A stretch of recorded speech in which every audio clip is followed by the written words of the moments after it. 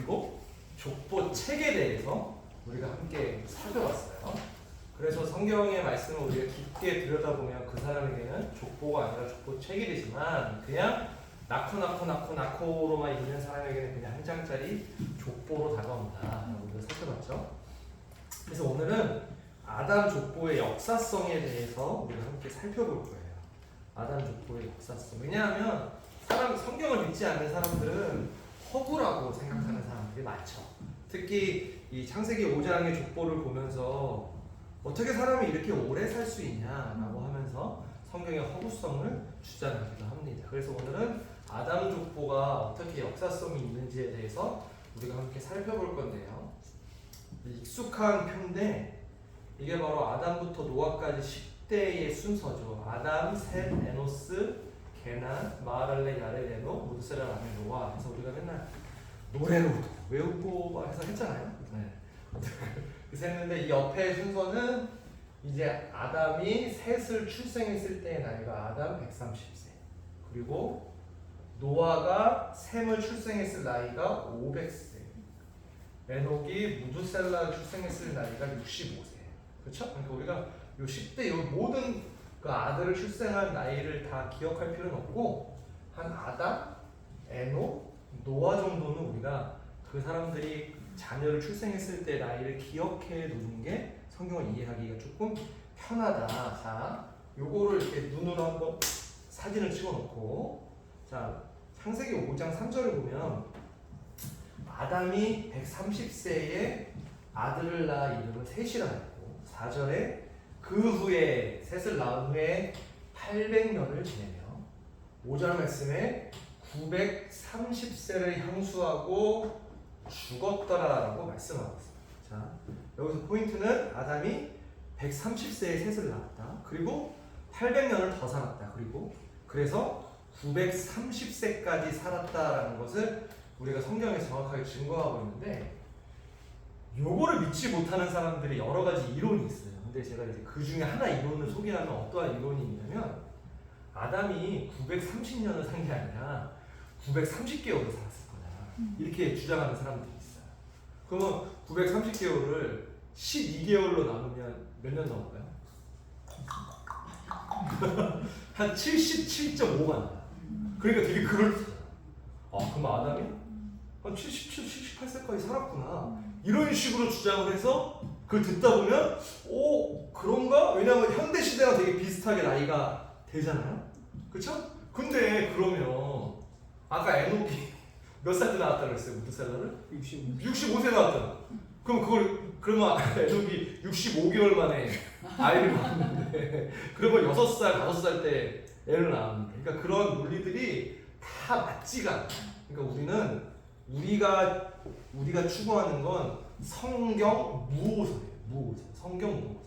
성경은 무오하다. 오류가 없다라는 전제로 우리가 이렇게 말씀 공부를 하고 있는 거죠. 자, 그래서 구체적으로 살펴보면, 자, 아담부터 에녹까지를 우리가 살펴볼 건데, 유다서에 아담의 7세손 에녹이라고 이렇게 표현하고 있어요. 유다서에는 아담의 7세손 에녹이라고 정확하게 말씀합니다. 그래서 이걸 헬라어로 보면 헥토모스 아포 아담 헤노크라는 헬라어예요. 그러니까 이 헤노크가 에녹이라는 뜻이거든요. 그러니까 헥토모스 아포 아담 헤노크, 그 뜻을 우리가 한글로 직역해 보면 아담으로부터 7번째인 에녹이라고 번역할 수 있습니다. 아담으로부터 7번째. 자, 그러면 이것은 아담이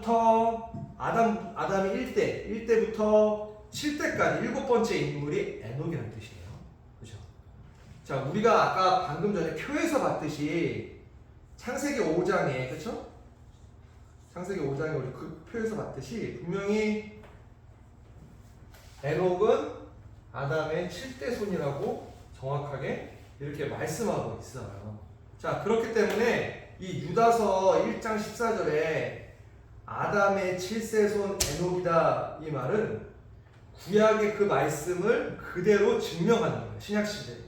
그러니까 아담부터 에녹까지 중간에 생략된 대수가 없다는 거예요. 네. 왜냐? 구약에도 동일하게 증거하고 신약에서도 동일하게 이렇게 증거하고 있기 때문이죠. 자, 그러면 그 다음 구절 다음번에 보면 에녹부터 노아까지를 우리가 볼 건데 에녹부터 노아도 마찬가지예요. 창세기 5장 21절 말씀을 보면 65세에 무드셀라를 봐요. 22절에 낳은 후에 300년을 하나님과 동행하며 자녀를 낳았으면 그가 365세를 향수하였더라라고 말씀하죠. 자, 여기서 퀴즈를 드리면 아까 우리가 살펴봤던 아담이 130세에 이렇게 아들을 낳고 나서 거기 구절과 좀 다른 게 하나가 있어요. 어디죠? 노아, 아담과 에녹과 차이점이 바로 여기가 하나가 없는 거죠. 그렇죠? 아담은 향수하고 죽었더라라는 표현이 있지만 에녹은 우리가 알다시피 그냥 향수하였다, 죽었더라라는 표현이 없다라는 것을 우리가 발견할 수 있어요. 자, 이 말씀을 보면 에녹이 이 땅에서 총 365세를 살았다. 외우기도 쉬워요. 그렇죠? 365일 상으로 똑같아요. 365세를 살았다. 특이한 것은 65세에 무드셀라가 나온 300년을 동행했다라는 건데 다시 뒤집어서 생각해보면 아들을 낳기 전 65년 동안은 하나님과 동행하는 삶을 살지 못했다라는 것을 반증하는 말씀이죠. 자, 그러면 에녹은 왜 무드셀라를 낳은 후에 이렇게 삶의 변화가 되었을까? 우리가 너무나도 구속사 시리즈를 통해 잘 알고 있는데 이 무드셀라는 히브리어로 메투샬라흐라는 단어예요. 히브리어로 메투샬라흐라는 단어인데 이 메투라는 말이 종말이라는 뜻이고 그리고 샬라흐라는 말이 보낸다라는 뜻이에요. 그러니까 종말을 보낸다라는 이름의 뜻이 바로 무드셀라죠. 그러니까 에녹이 이 무드셀라의 이름의 뜻을 매일매일 부르면서 생각했을 거 아니에요. 아, 종말을 보낸다. 이 내 아들 무드셀라가 죽으면 아, 종말이 오는구나라고 매일같이 생각하면서 살았을 거예요. 자, 그렇기 때문에 이 무드셀라 이름을 지어주신 분은 하나님이죠. 에녹이 이렇게 짓지 않았을 거 아니에요. 그렇죠? 그렇기 때문에 에녹은 이 무드셀라 이름을 부를 때마다 아, 얘가 죽으면은 이 세상이 끝나는구나라는 생각을 가지면서 거기서 끝난 것이 아니라 아, 그러면 내가 이 세상이 끝나면 내가 어떻게 해야 될까? 내가 어떠한 평가를 받을까라고 고민했어요. 그러니까 무드셀라 낳은 후에 남은 300년을 하나님과 동행하면서 살게 됐다는 거죠. 우리가 동행이라는 거에 대해서는 우리가 다음 시간에 함께 공부할 텐데요. 자, 실제로 무드셀라가 죽자 세상의 종말이 찾아오게 돼요. 자, 근데 우리가 이렇게 공부를 했는데 만약에 이거에 대해서 궁금한 사람이 있어. 그래요? 그럼 뭐 증명해 보세요라고 어떻게 증명하실 거예요? 그걸 당연히 우리도 숫자 계산을 해서 그걸 정확하게 증명해 봐야 되겠죠. 자, 창세기 5장 25절 말씀을 보면 무드셀라는 187세 그리고 그는 969세를 향수하고 죽었다. 그러니까 라멕을 187세에 낳고 969세까지 살고 죽었어요. 그리고 라멕은 182세에 노아를 낳게 되죠. 그렇죠? 노아. 그리고 7장 6절에는 노아, 홍수가 땅에 있을 때 노아가 600세라고 말씀하고 있어요. 자, 그러면 요거와 600세와 이 969세가 일치하면 되겠죠. 그래서 우리가 정확히 계산해 보면 무드셀라가 라멕을 출생한 나이가 187.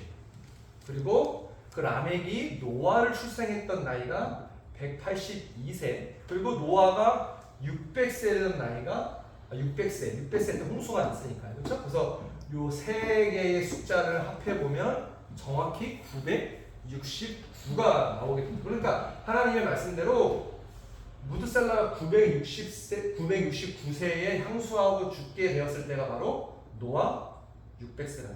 이게 정확하게 딱 들어맞는다라는 사실을 우리가 다시 한번 기억해야 될 줄 믿습니다. 자, 그러니까 성경에 기록된 숫자 그대로 무드셀라가 죽은 그 해에 하나님께서 홍수로 이 땅을 심판하셨다는 거죠. 그러니까 오늘은 우리가 이 아담 족보의 역사성에 대해서 우리가 함께 살펴보고 있는데 이것을 통해서 성경은 성경에서 말씀하시는 그 연대가 가짜가 아니다. 실제적으로 존재하는 것이다 라는 것을 말씀하고 있어요. 그래서 우리가 이런 것을 근거로 해서 성경적인 근거들을 통해서 아담의 출생 연도까지 우리가 거슬러서 우리가 기록하고 있죠. 그래서 아담의 출생 연도가 몇 년이에요? 지난주에도 했는데? 그렇죠. 4114, 4114년. 자, 아브라함은? 2100. 그렇죠. 2160년. 아브라함하고 아담하고 헷갈리면 안 돼요. 무려 한 2000년 차이가 나기 때문에 헷갈리면 안 돼요. 그래서 근데 그거가 나중에 우리가 이제 계산을 해볼 테지만 솔로몬 성전을 지은 그 시기부터 우리가 역순으로 쭉 계산하거든요. 솔로몬 성전을 그 지은 시기는 전 세계 학자들 다 인정하는 그 연도예요. 네, 그래서 우리가 거슬러서 이렇게 해보면은 정확하게 나옵니다. 중요한 건 성경에 나타난 숫자들, 연대나 나이나 출생이나 이런 모든 것들이 허구가 아니다. 역사성을 증명하는 거다라는 것을 오늘 이 시간 우리가 알 수 있는데, 다시 한번 우리 성도님들이 성경을 읽을 때 하나님의 말씀은 무오하다.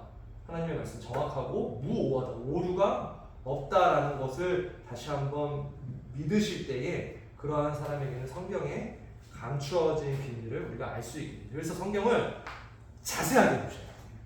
우리가 성경을 읽을 때 저도 그럴 때가 있어요. 뭐냐면 오늘은 한 10장 읽어야지, 오늘 한 20장 읽어야지. 그러면 그걸 채우기 위해서, 그죠? 우리 어렸을 때 배웠잖아요. 그걸 채우기 위해서 낳고